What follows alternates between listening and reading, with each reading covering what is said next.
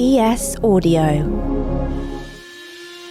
Hello, I'm Mark Blunden and this is the Evening Standard's Tech and Science Daily. Coming up, China's answer to ChatGPT. But first,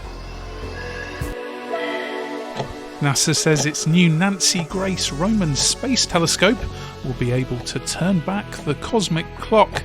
Before it's fired up into space, NASA's released a simulation of millions of galaxies showing how the telescope will work. Roman will be able to capture vast regions of space in a single image, with a test simulation showing that in 63 days, Roman can capture the same amount of the cosmos that the Hubble Space Telescope would take 85 years to scan. The test area has snapped more than 5 million galaxies, and at full power, Roman can model tens of millions of galaxies in a single working day. This space project will be launched in 2027.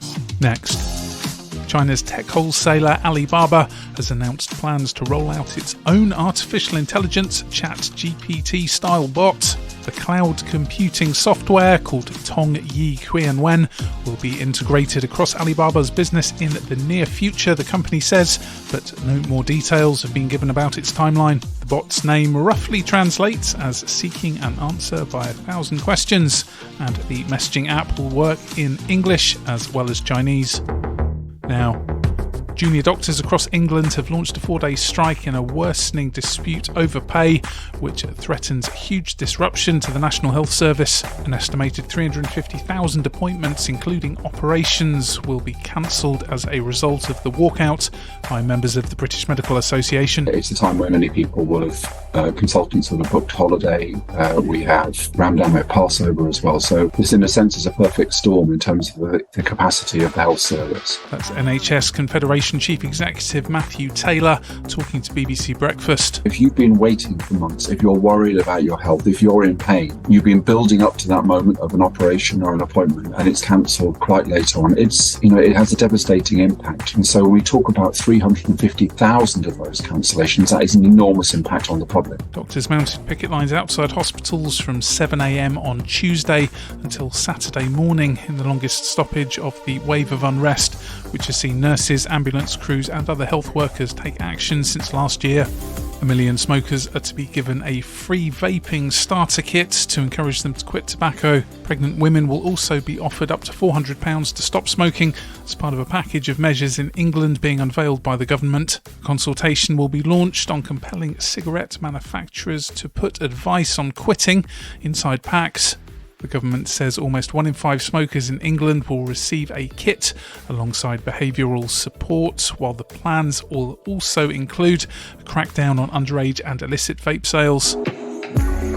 This comes as campaigners are calling for tobacco-style health warnings for smartphones and a digital devices ban for under 16s.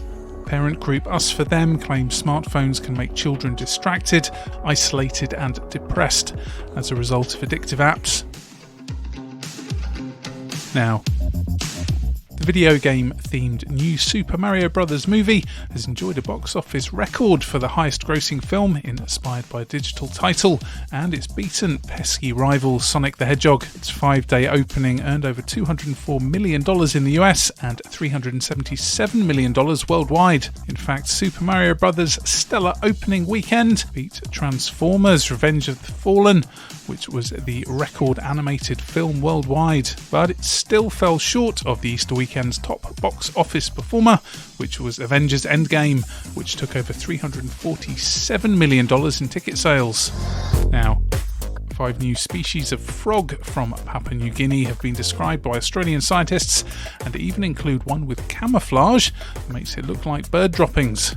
Scientists from Queensland Museum, South Australian University and Griffith University report in the journal Zootaxa that the frogs were uncovered in very wet mountain forest areas along the central mountain range of Papua New Guinea. They were collected over 30 years by lead author and South Australian Museum honorary researcher Dr. Steve Richards.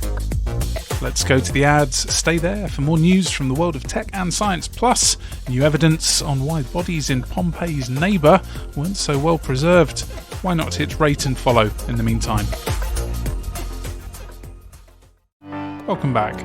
Researchers found that rich elites are over-consuming water for their own personal leisure and leaving poorer people without basic access in cities around the world. Social inequalities are exacerbating urban water crises more than climate change or population growth, as the richest people use water for swimming pools, gardens and washing cars, when others lack basic means. The international team of researchers from the UK, Sweden and the Netherlands focused their study on Cape Town in South Africa, but found similar issues in 80 cities worldwide, including London, Moscow, Beijing, Sydney and Tokyo.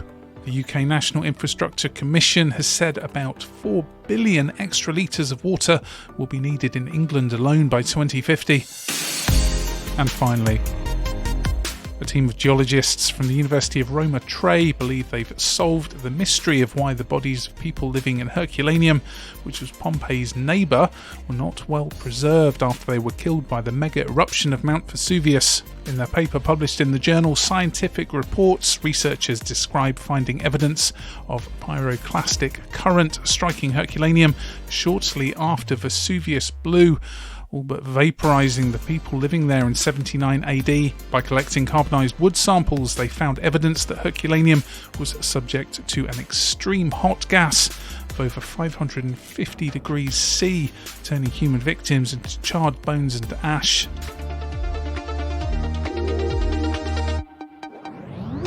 You're up to date. Come back at 4 p.m. for the Leader podcast, bringing you the latest news, interviews and analysis from the Evening Standard here in London, and we'll be back tomorrow at 1 p.m. See you then.